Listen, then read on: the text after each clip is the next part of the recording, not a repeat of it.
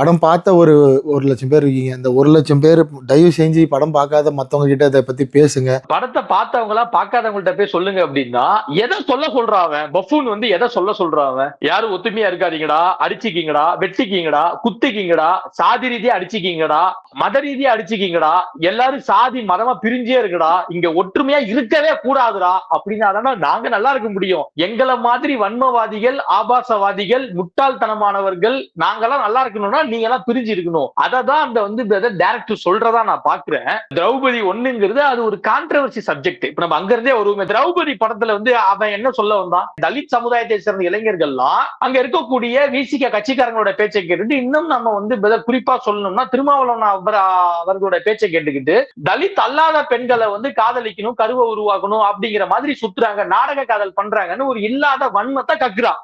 நான் கேக்குறேன், காதல்னா அது எல்லாமே சரியான காதல் தான். அந்த காதல்ல ஒருவேளை தப்பு இருக்குன்னா அது எல்லா சமுதாயத்திலையும் இருக்கிறவனும் தப்பு செய்யறான். எனக்கு தெரிஞ்சு வன்னியர் சமுதாயத்திலே தப்பு செஞ்சவன் இருக்கா, ஒரு பொண்ணை கல்யாணம் பண்ணிட்டு வந்து அடிச்சு துன்புறுத்தி ஏமாத்தினவன் இருக்கா, இது எல்லா இடத்துலயுமே இருக்கு. ஆனா இவன் என்ன பண்ணா, இந்த குறிப்பிட்ட சமுதாயம் மட்டும் ஒரு வந்து குறிப்பிட்ட கட்சி மட்டும் இந்த வேலையை செய்யுதுன்னு அவன் சொன்னான். நான் வந்து இங்க இருக்கக்கூடிய ஓபிசி ஆட்கள் மத்தியில நடந்த நாடக காதலை பத்தி சொல்றதுக்கான லிஸ்ட் என்கிட்ட இருக்கு. நேரடியா நான் பார்த்து பழகின ஆட்களே என்னால சொல்ல முடியும்.